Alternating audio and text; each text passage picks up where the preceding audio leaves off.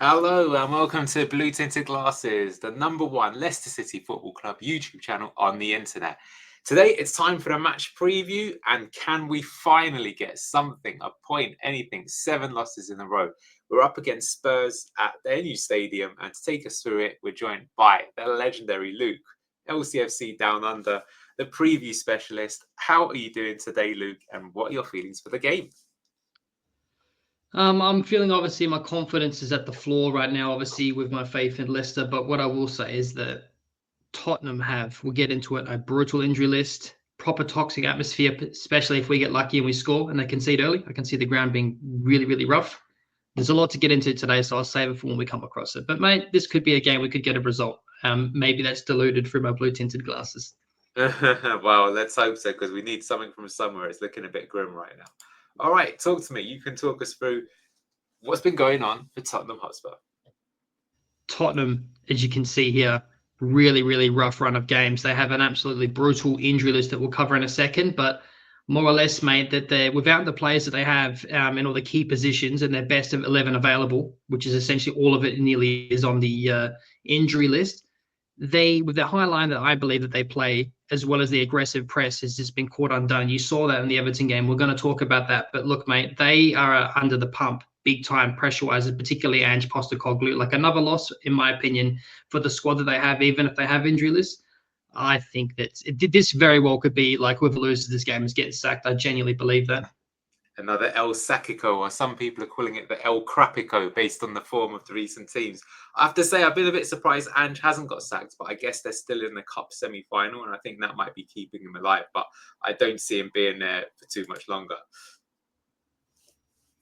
You can see the stats here for the game. They had a lot of possession, but to be honest with you, they were very wasteful. They turned the ball over a lot. You can see the accuracy is well down for their standards, in my opinion. I think after just watching that Everton game, that they were really poor in some areas, particularly that first half. Well, they were down 3-0 at half-time, weren't they? Yeah, it was just, and you know what's frustrating as well, because like we'll talk about this of our strategy, but two of those goals absolutely just came from either on the break, a long ball over the top, transition. It was just brutal, and I'll explain why when we get to the tactical analysis. Yeah, well, that's always their weakness, is the way that he plays. Maybe it's something we can exploit. Now, this is like very, very difficult because I want to know what your thoughts are on this like formation right here, because you had both Gray and Spence pushing up as basically inverting as their fullbacks, and then Pedro was even getting deep in as well, and it was really, really almost like a back two in certain periods of the game. It was the most aggressive high line I think I've actually ever seen. I thought Aston Villa, to be honest with you, had the highest line and most aggressive, but once they get past their build-up stage, Tottenham, particularly in this game, it was like ludicrous. Some of the spaces they're leaving open, to be honest with you, it was very, very brave. I would love to hear what a Tottenham fan thinks of that. If you are watching this, please let me know what you think in the comments, because I thought it was quite interesting. What are your thoughts here and this available 11? It's still much stronger than what we've got. You've still got the likes of Kulusevski, Madison, Son, very, very, very good players in their own respect. Bergvall. Does this make you nervous, Adil, or does this make you feel a little confident with how their form is? We've definitely got a chance. It's always makes me sick seeing James Maddison in a Spurs shirt. I'm not going to lie. I think that front three is still really, really dangerous. We've got to watch out for it. But I think everything other than the front three, Jed Spence always has a good game against Leicester, I will say. But I mean, what's really noticeable to me is they've got like a lack of experience. Like Bergvall, I think, is going to become like one of the better midfielders in Europe, but he's not there yet. The same with Archie Gray. I mean, look how young he looks even on the pitch here. The same even with Sars. They've got a lot of youth there. And I think especially when times are going bad, there's some stuff that you can take advantage of. I think the big thing is you look at their back three and back four, and I would argue that's worse than ours right now, which I don't know, that's really saying something because ours is awful. But when, as per your point in the way that they play, I mean, we'll come to it in a tactical analysis, but I think Spurs fans that I know, they're actually a little bit sick of it. Like when he first took over, Ange, it was refreshing because they were playing such defensive football with Mourinho and Conte that they wanted to see them attack again. And the Premier League wasn't ready for it. But now it's just almost like a bit like Bielsa was at Leeds, where it's just too far the other way, where it's suicide the way that they're playing. And they just want to see some sort of balance. Now, the thing is, those managers that go for these sort of really sort of high risk, high reward tactics, like I think another one I can think of is Hansi Flick at Barcelona right now. And Barcelona were really struggling last year. He came in, and again, some of their results were absolutely spectacular.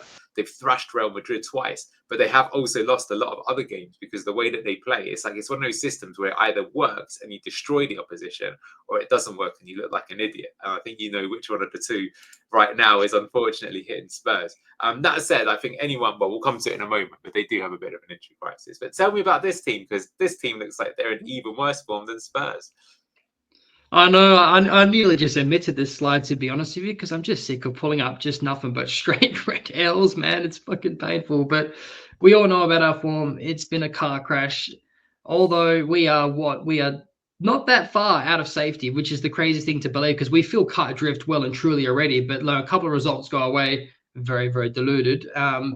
We're back in it. But look, to be honest with you, mate, I just can't see it happening. Even if Wolves sell Cunha, I don't know. It's more than the injury list that we have and the depth. It's the morale's on the floor. Yeah. If you can't sack Rude, but he might walk. But even if you do sack him, that's now your third manager in one season, and that just can't go well for the players. You're confusing him, different systems. I think we're going to have to stick with Rude.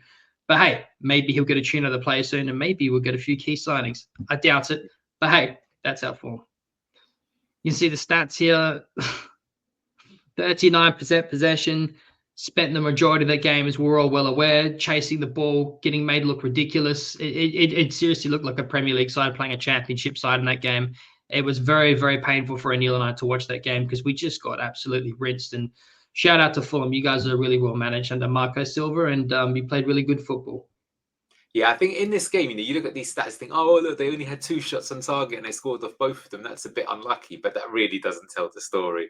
I felt like they were playing within themselves, and if they really wanted to, like, I even feel like if we had scored a goal, they'd have just scored another one themselves if they had to. It's just like it never really looked. If it was a boxing match, I think the white flag would have been, or the towel would have been thrown in a lot earlier than it did. It was really quite frustrating. As you said, Fulham were very good, but I was surprised by how poor we were.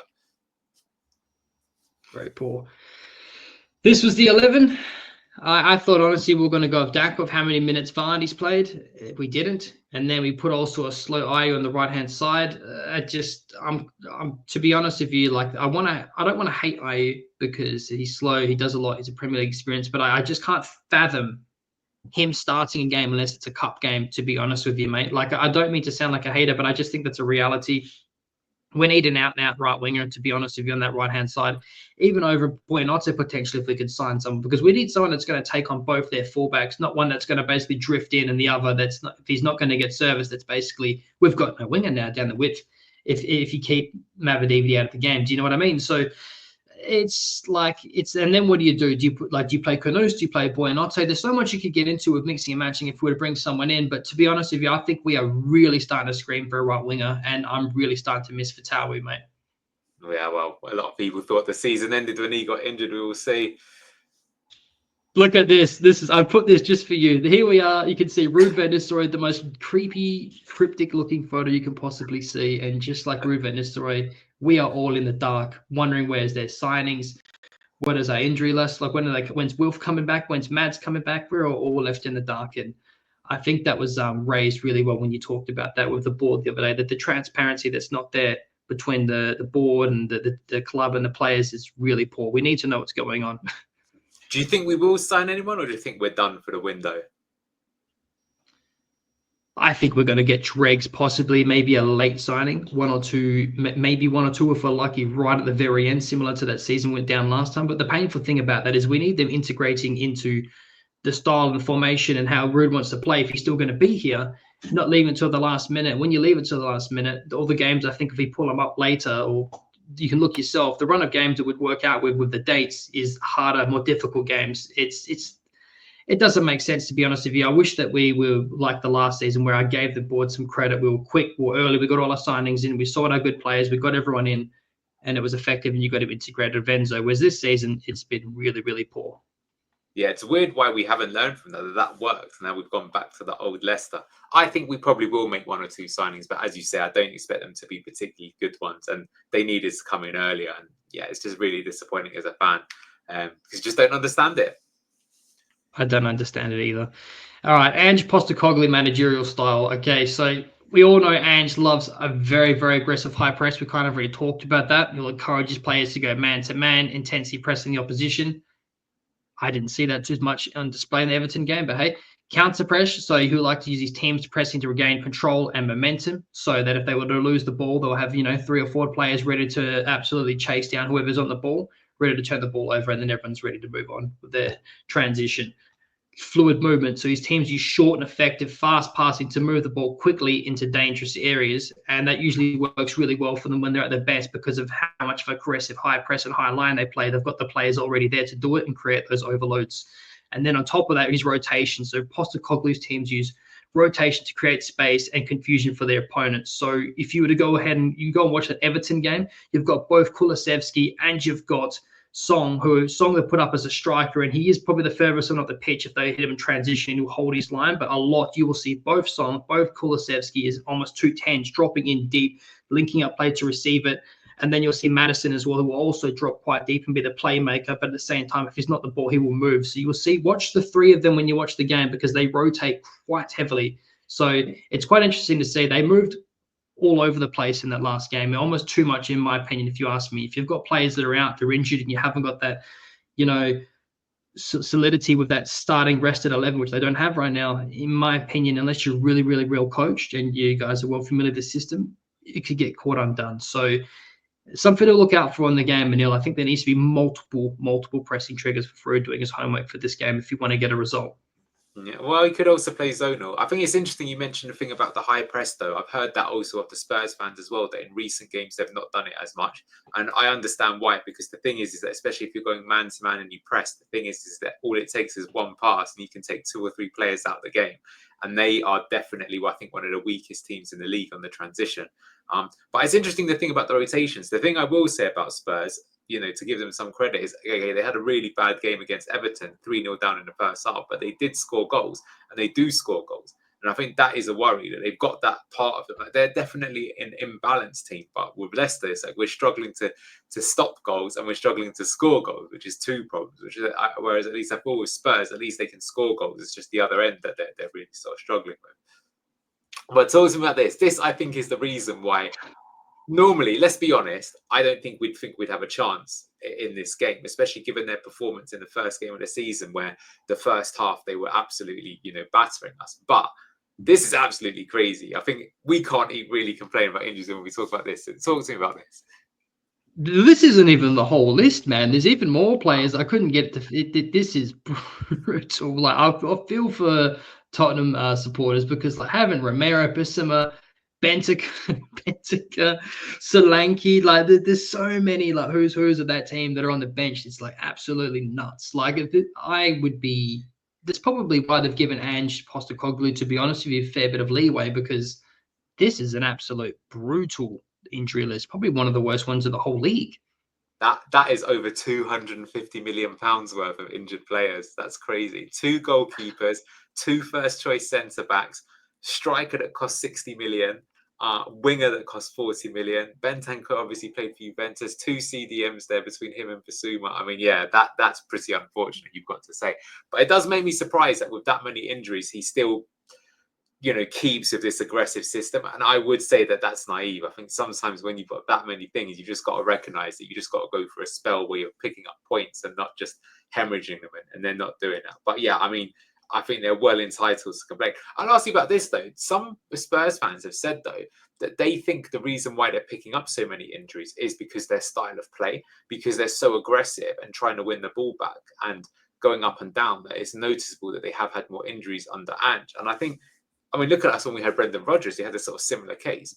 And I would say, for example, like say last season in the Championship under Enzo, because we actually played a slower paced game and it was possession football and we holding the ball for so much. If you think about it, it's maybe not such a surprise that players like Ricardo and James Justin, who normally pick up a lot of injuries, didn't pick up any at all. Or if you look at, for example, Forest this season, they don't have very many injuries, just like we didn't have very many injuries when we won the title. And it's because if you're playing counter-attack style, again, you're not doing as much movement. So I just wonder if that's something that teams have to take into consideration, that actually, if you play like a very explosive style, the thing that's going to explode the most is going to be your players. That's a very good take, mate, because if they're playing like that, they're training like that too. So like all the Yeah. stuff we don't see on the training pitch adds to that as well. So absolutely, it's a very good, very taken opinion. Yes. All right, so let's get into the managerial tactics analysis. So you can see Ange there. Right. The low build up. So this was like really in display, particularly in the last game. So you've got here, you can see there's probably different players, but in the last game with Everton, for example, you basically got Kinski, a young keeper who's filling in right now, who I will say made some decent saves, to be fair, in that game, alongside Dragerson and Davies as your two centre backs when the low build up. And then you've got Poro and you've got Gray, Spence, all playing further up the pitch. Obviously, this example is a little bit different, but that's essentially what they did in that game and how they built up. And something to point out here as well, Anil, in my opinion, is once they get past this initial low build-up stage and it moves and progresses up the pitch, in my opinion, that needs to be the pressing trigger right there. Because if you're going to catch them with their pants down, that is it. And you can see that Moyes did a very good job in setting Everton up for that game and being able to defend and be compact and be ready for that transition. So something to point out. Obviously, I don't mean to sound big-headed. I definitely think Tottenham's a really good side, and I'm just pointing out what I've noticed in the game. If I were like a manager or a coach, what I'd point out. No, What are absolutely. I your mean, that's thoughts? the thing. So his system's super aggressive because look at that chart at the top there. Their fullbacks here have pushed in to act as kind of CDMs to give them more advantages to pass out centrally. So that does give them the options. But immediately, even here, like if you win the ball back, you're going to have like a Mavadidi or this is, well, will Justin get up in time? I don't know. But you can see already that there will be space that you can exploit. So it's something to do there. I will say as well that like if you remember the first game that we played against them, so for the first half, they absolutely dominated us, and we were like, "Oh my god, this feels like a very depressing game." And then, to be fair, the second half we were actually the better team and could even have won that game in the end. Vardy missed a one-on-one, but I think the big difference is the second half we were aggressive, and I think that's the big thing. Even though we're away from home, is like if you let them get their system in and let their fullbacks have the ball and don't disrupt them, then at the end of the day, they're going to be generating so many numerical superiorities against you that you're going to be in trouble. But if you can get in and disrupt that, actually they got quite a lot of structural flaws that you can take advantage of. And I think that's the thing is basically, Ange came to the Premier League. Well, you can say this is basically the thing. This is the thing that he invented is he's not just inverted one fullback, he's inverted two. So talk to me about how they use them in his system. So in this case here, like this isn't their best, obviously, options, but in this case, you will have either Pore or Gray and Spence on the other side, all right? And what's interesting is this, as you pointed out before, so you've still got your double pivot in front of him, you've still got your 10s that have created space, so you've got your fullbacks that have inverted, right? And this is where they play that short passing game that we're talking about, and it can be really effective if they keep possession and they pass well and they progress up the pitch, they get Madison starting for the building, then they look brilliant, and then it's brutal, and then you see your wingers cut in across, or in most instances, the 2 10s. You'll see Kulusevski, you'll see Song, making space. And then once the ball progresses even further, now you've got your double pivot. Everyone just the high press is ridiculous. It's an absolute brutal way to cause an overload on the other end of the pitch. So when it works, mate, it's really, really interesting. It's just super aggressive and high risk, high reward, in my opinion. Absolutely. I mean, why to explain why he does it? I mean, this one appears quite a good way. With the positions, you can see there's loads of triangles. So this player can play it here, could be bounced back to him. He could play it to his other fullback. You've got another man free here. You've got another man there. So it's quite interesting because you're dragging the other players around, and it should always mean there's a free man to be able to find. But as we said again, it's like there's you lose the ball, and your players are going to be in a bit of trouble. So it's a very interesting sort of style. I think he's very brave to try it. That's for sure.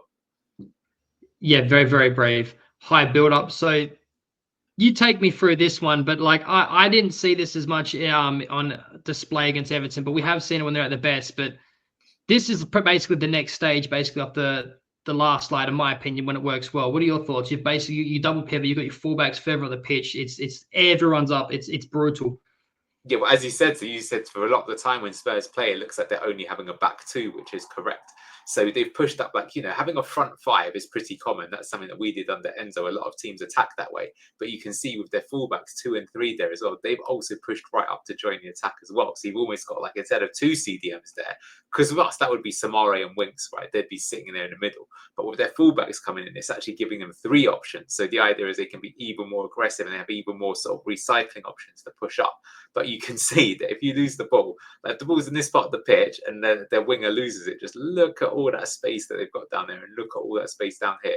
But it will work. Because again, if you think about when we played them in the first game at the King Power, there were points where we couldn't get past, let's say, this number 8. We were completely boxed in. Maddison was moving around all the place. Son, and it's because they just had domination of the ball. There was always someone to pass to. You're not sure who to go and get because they always seem like they've got the extra man. So that's the high risk, high reward. It's like when you're playing this, it's like you only have a certain amount of resources, and they put all their resources up into the attacking side. So if they can keep the ball, they've got more opportunities to create the chance. But if it goes wrong, then of course they're going to be caught massively out of position. I do think as well, though, why I think it's slightly naive is that the way that they tried to get around this in the past is they had, I think someone who's really underrated for them was Mickey van der Ven, because he's a really, really fast centre-back. So that would mean that even if they did lose the ball, you've got someone who can give you a chance. I've said a number of times that with Leicester, I think that is something that we're really getting exposed. Obviously, Vestergaard's really slow, but even outside of him, how many other players in the team are that fast? No one's as fast as he is. So big issue. So again, what that means is on the turnover, they're just, they can be really exploited. And as you said, that's how Everton got a lot of joy. But when they're high in confidence and they're playing well, look, they beat Man City 4-0 at the Etihad. Very impressive, right? They can get results. It's just what Spurs will turn up on the day, and them having so many injuries does work in our favour. Here we go for the final third analysis. Attacking the half space, have been through this for the last couple of games. You can see your 8s or your 2 10s, in my opinion. So Song, you got Maddison, Kulusevski, they can create the half space of their wingers or the attacking double pivot if they get favour of the pitch. I don't think we're going to...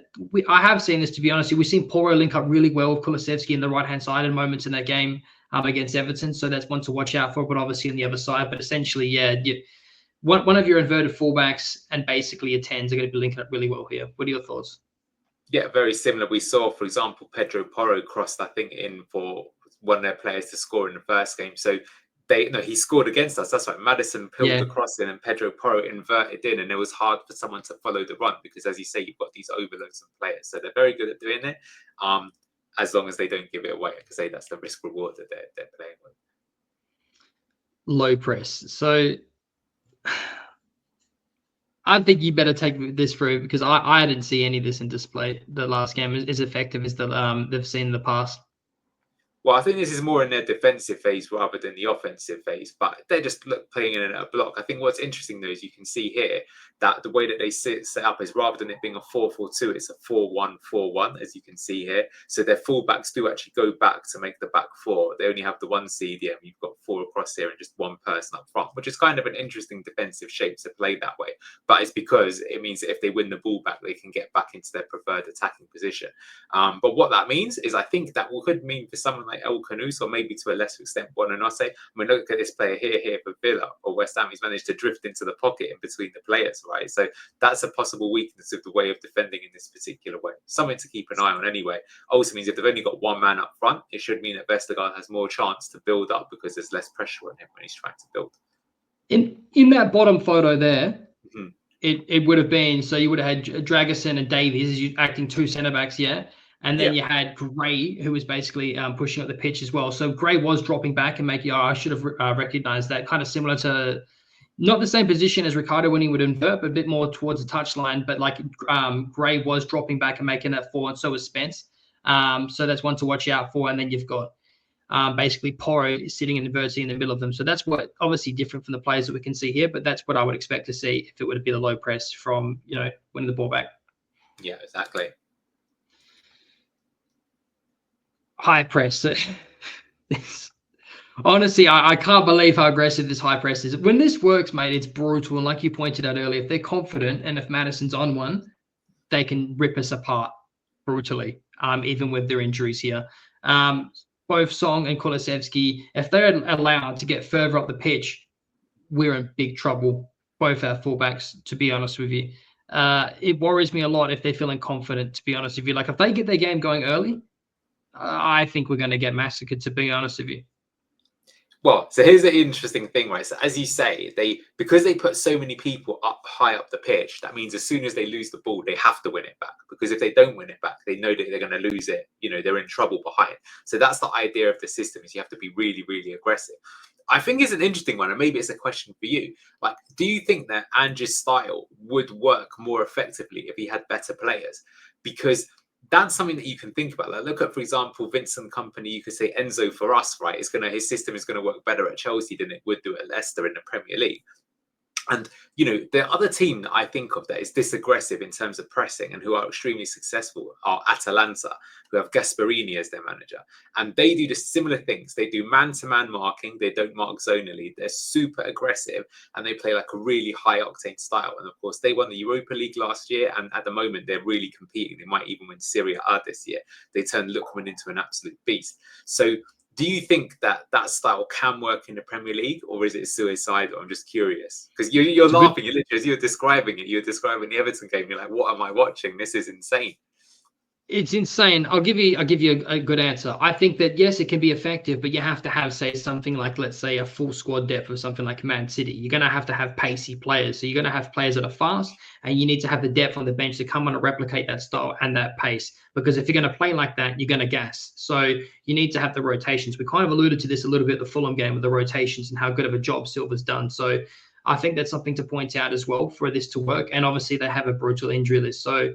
And what was interesting as well, like you could argue that Ange goes a 4-4-3, but in that case, in this game, they almost played a back three or a back two, as I've already mentioned. So I don't think it could work in their case and where they're at right now, but I definitely think there is a squad there for it to play it, but it's just you need brutal depth, to be honest with you, and you need everyone to be pacey, like I mentioned.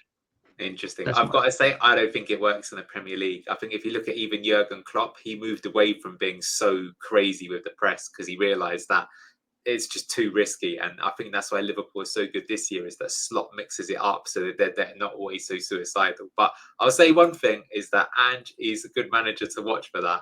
Entertaining games for sure. All right, talk to me about the key battle and explain why, because we were having a little bit of an argument about this pre-preview. We weren't having an argument. So, and I might be wrong, Anil. You might be right. But if you're a Tottenham fan and you're listening to this, tell me, do you think of Song in that game as a striker, or do you just think of him as the furthest one up the pitch, particularly on transition? Because he was still dropping deep, linking up play. I've seen him on the left-hand side. I've seen him on the right-hand side of that game as basically a 10. I've seen him up top. I've seen him all over the place. The interchanging of positions was relentless at the Tottenham game. Now, we do know that JJ has pocketed Song basically his last two games, but I say that, touch wood, and Song's probably going to smash a hat trick past him. You could also make the case in your argument that JJ might not even mark him at all. I just think that basically, this is what I want to put to you. I was going to put this in my closing thought. I'm going to do it now.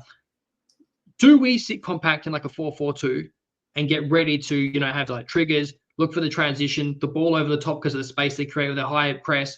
Or are we going to man mark and have triggers where we're not going to allow them to play their sexy passing? We're going to intercept that before it even starts and then then we make our press. Then we have, the whole team press. Like, that is the question I would have to you. But sorry, I've gone off topic here, but it's really worth talking about, mate. JJ, would you say man mark or what?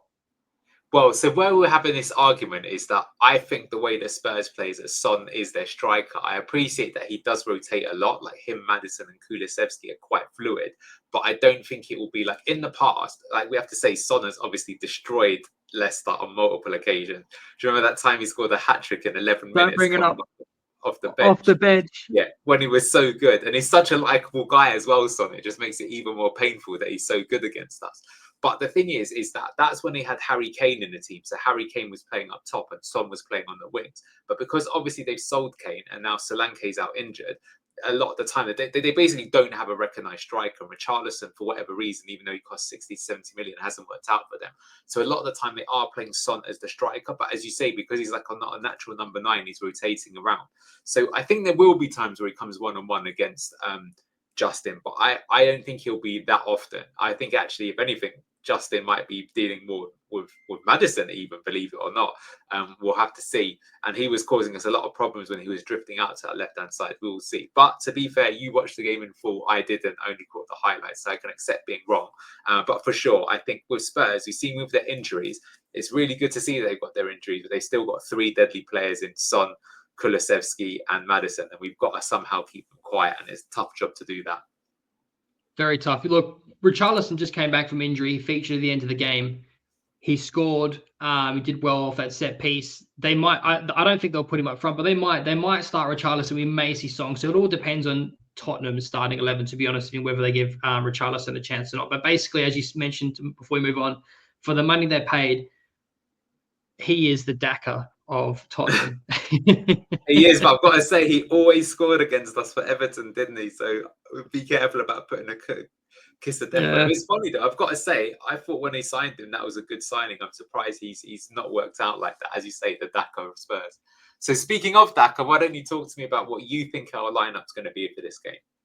So I've gone for the same in the last game, if you can remember the last preview. So basically nearly unchanged, except start Buonanotte, please. And Daka up top. Again, I'm not Daka's biggest fan, but I think for the pace that we're going to need him in that game, to be honest with you, I think that he can really cause chaos. If they're going to be having getting caught out in transition of only having two centre backs, who better than the pacey Daka? He may not have the finishing, but he's going to look the most threatening, and we've got to get them rattled early. We've got to get that stadium toxic at Tottenham Stadium, because in my opinion, they're going to be calling for Andrew's head if they concede early, and that could fall onto the pitch, and that almost acts as a 12th man, but the other way around for them, if you know what I mean. So basically, I still want Kudus to be, the play, you're linking up the play between, the double pivot as well as up top. But look, this is essentially, in my opinion, the best 11 we can have, minus maybe Daka if Vardy's got his shooting shoes on. What are your thoughts? Well, I don't think that Rude will start Daka, but he really should, because as you say, Spurs push so many people up front. You want to have pace in behind on the break. It just causes so much damage if we can do it. So that's the obvious thing to do, and it worked so well for other teams. The other one I'm surprised you haven't put in your lineup is Koulibaly. Now, of course, we've never seen him play, so perhaps you're playing it safe, which is that, maybe he's going to be eased in gently rather than just thrown in. But again, when we looked at the videos and clips of him, he seemed really fast. And again, you said it multiple times during this preview, if Spurs are going to play this fairly suicidal high line, having pace to get him behind, I wonder if he might even come in instead of Buonanotte. Neither him nor I really covered themselves with glory in this game. If I was looking at it as a coach, I'd be looking at Spurs and saying, what I need to make sure that I can snap when we get the ball on transition. We have to make those moments count. You literally showed how the Everton game went. Spurs had all this possession, but conceded 3 before half time. So you've got the perfect game to look at in order to do it. And actually, to be fair, they had Calvert-Lewin up front, who is a good player, but it's actually not the fastest. But I thought Ilman Ndiaye was the one to really watch out for, right? The fast, explosive winger. So that could be Mabadidi. So let's see if he goes this way. I don't know. Do you think Rude will make changes? As you said, this is fairly conservative. I mean, 7 losses in a row. You feel like he's got to change something. And I think the big sort of talking point is that the change he made when he went 4-4-2 and he took off Bilal, and the crowd went absolutely crazy. Like, what are you doing, Rude? Do you think he's just going to keep with his system, or he seems a bit stubborn to me, is what I would say, which I don't know if that's really a good look. To be fair, he has made changes.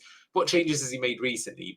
He's taken Cody out and put Fast back in. I think that's worked for us. And what's the other change he's made? He did start Buonanotte, but then he took him off and put Daka in.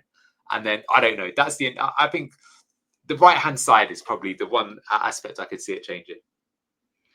Yeah, so Koulibaly, I think that because of we're not sure. You might be right, I might be right. It doesn't matter. But basically, I chose JJ because of his previous experience against Son, and I am expecting him to come up against him. But I could be wrong, mate. But that's the reason why I've gone for JJ. I don't think this is the right game for Koulibaly to get frosted in against someone like that. Although that could be the one where he's got a point to prove and he steps up, and we have this £3 revelation. But I think that's just wishful thinking.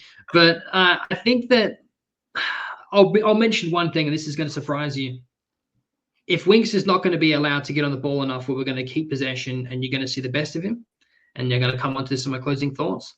I hate to admit this because it's depressing because of our options off the bench, but I have half an eye on Hamza Chowdhury if we're not going to have Ndidi in any time soon. I don't want to admit that because of how much I've slated him for not being Premier League quality, but we're going to need that eventually because, do you know what I mean? Winks is not making any tackles. You've already mentioned Skip's stats in the last game, which was woeful. Yeah. No, I do agree. I've pointed it out that our inability to challenge and win the ball back just lets team play through us completely. I think that's really obvious. You see it both in the game and the stats confirm it.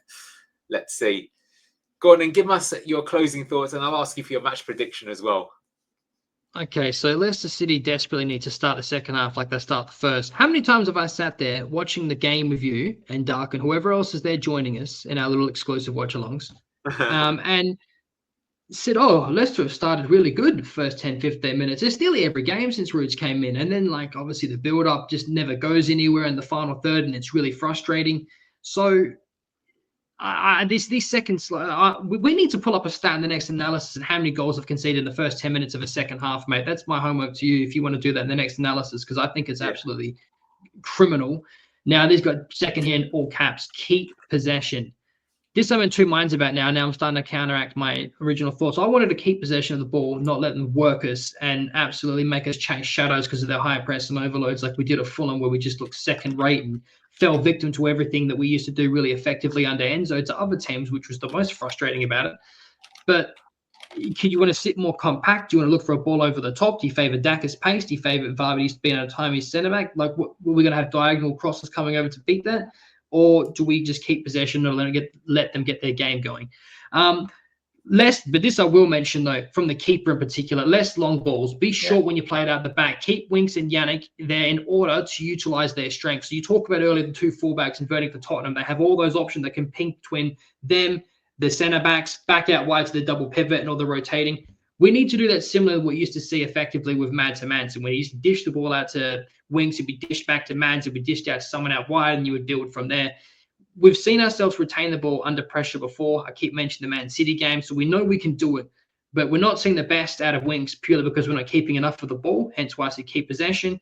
And Yannick Vestergaard as well needs to be more settled and dishing out decent passes as well. So that needs to be really used. I'm sick of inviting 50-50s that we're most likely to lose by hoofing it long. It invites wave after pressure. We highlighted the double pivot that's not intercepting that on tackles, so it's leaving us even more exposed. It's a major fucking problem.